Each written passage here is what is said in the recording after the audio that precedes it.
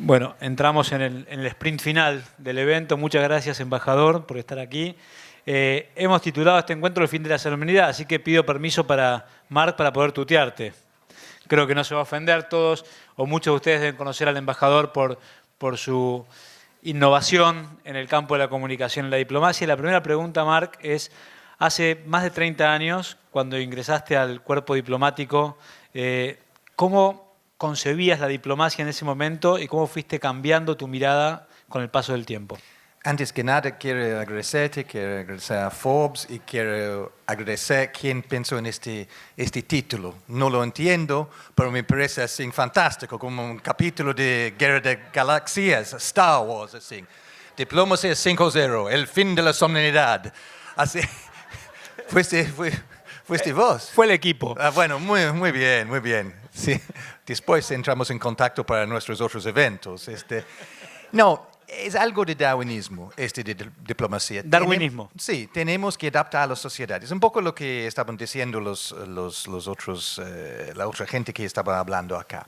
La sociedad está cambiando y nosotros tenemos que adaptar al entorno. Si no adaptamos, no estamos más relevantes. Y estamos viendo eso en varios países en el mundo, cuando la gente piensa que los gobernantes, los gobiernos no están respondiendo más a sus problemas, no les gustan. Yo entiendo eso.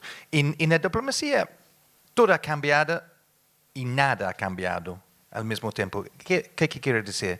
Quiere decir que seguimos siendo diplomáticos, seguimos trabajando para beneficio de nuestros países, para beneficio mutuo de mi país y el país donde estoy. Pero al mismo tiempo, dos cosas han cambiado muy importante. Uno es la atomización. Antes, hace 100, 200 años, las relaciones diplomáticas eran entre las cancillerías, las embajadas y los ministerios de relaciones exteriores. Casi no había otros actores.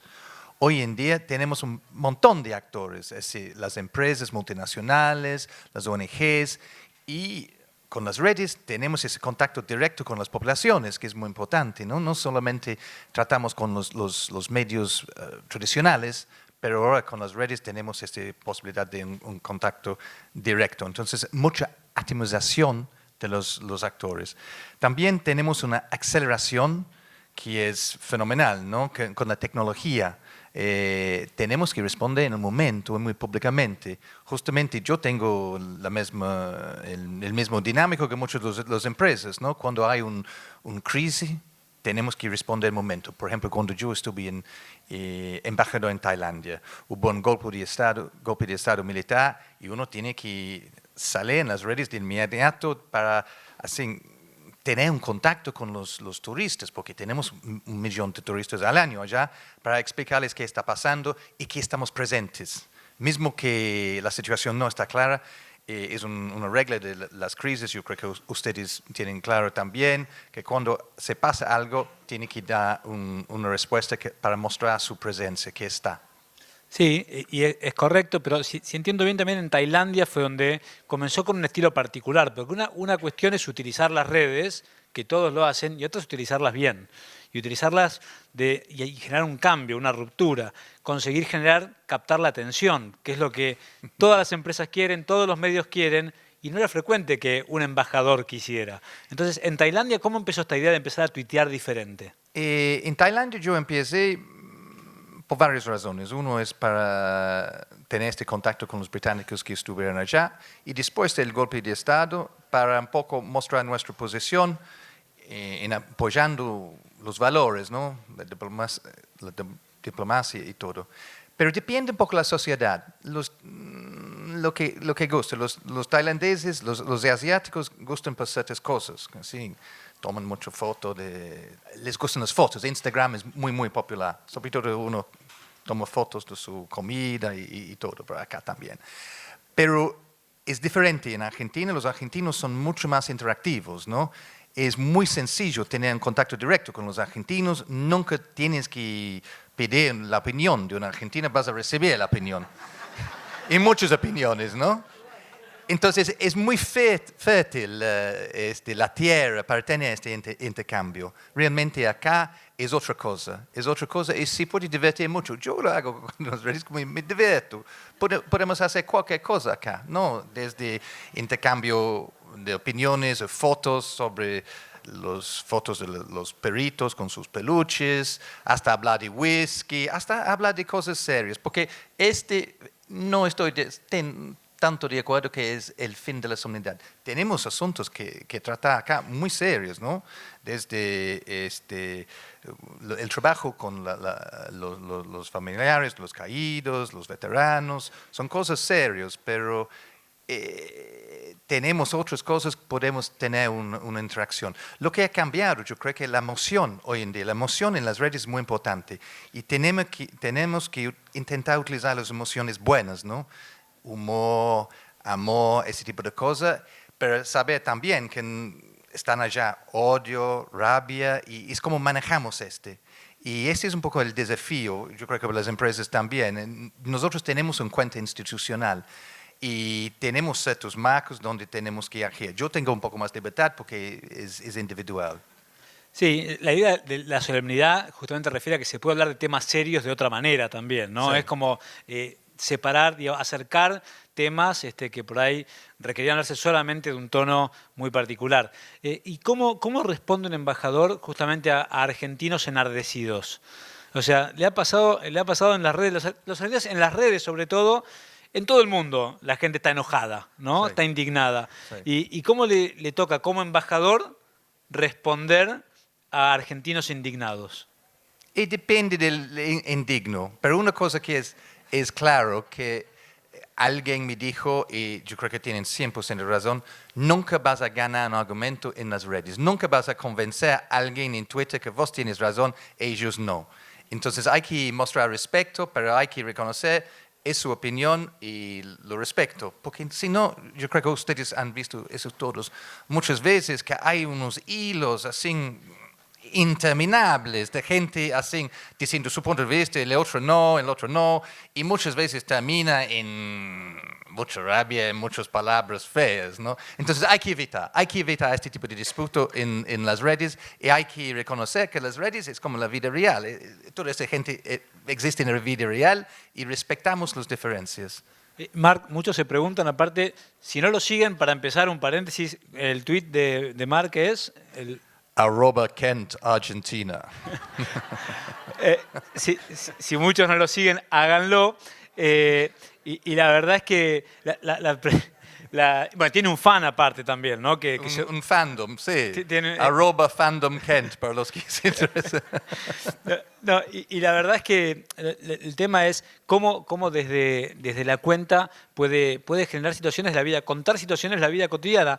Toma todos los ítems que un buen community manager los usa el embajador en su cuenta y por eso tiene más de 30.000 followers. 56. 56.224, contando sí, ahora. Es por allá. Sí. Y embajador, la pregunta es, ¿en qué momento recibió críticas por parte de colegas o de políticos británicos, tanto en Tailandia cuando empezó o acá, por su estilo particular? Porque influyó mucho en otros embajadores que siguieron y siguen su camino, ¿no? Pero... No, muy pocos. En Tailandia un poco porque no estuvimos de acuerdo tanto con el gobierno militar. Pero acá no mucho. Yo creo que, y no hago caso a este estilo de crítica porque yo creo que un embajador, una embajada tiene que vincularse con la sociedad y con la gente y ser relevante.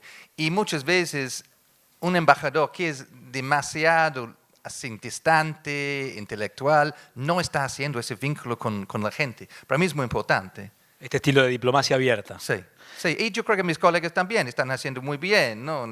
Todos los otros embajadores, y es algo que yo creo que es importante, hasta el propio canciller está tuiteando. Embajador, claramente la utilización de las redes por parte de la política es algo que no es nuevo. El máximo exponente quizás es Donald Trump, que digamos, a diferencia suya quizás, cada vez que tuitea hay mucha gente asustada, propia y ajena. Entonces, mi consulta es, En Gran Bretaña, en los políticos, ¿también sucede que cuando tuitea, por ejemplo, el nuevo primer ministro, genera conmoción tanto como con Trump?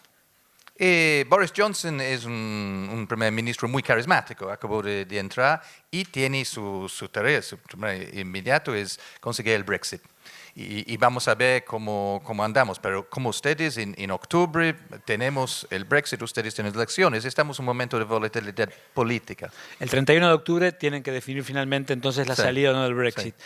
¿Cuánto influyó, este encuentro tiene que ver con la reputación, cuánto influyeron los problemas reales de Gran Bretaña con la reputación que se construye alrededor de un mensaje para generar o no la opción del Remain o del Leave en la elección? Sí, yo creo que el Brexit ha sido tratado sí, como un tema muy importante, a veces demasiado binario, ¿no?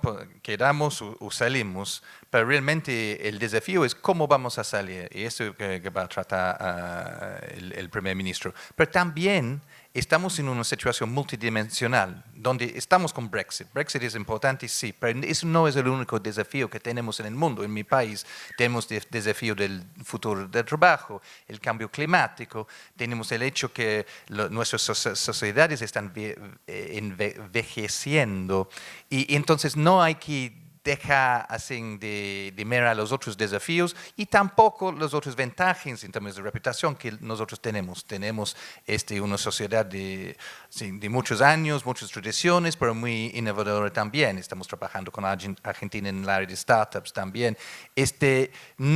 Pero hoy en día a veces hay una tendencia de enfocarse en un tema como Brexit, y muchas veces cuando salen conflictos es porque estamos enfocando en un tema, que sea la religión, la raza y no sé, la sexualidad.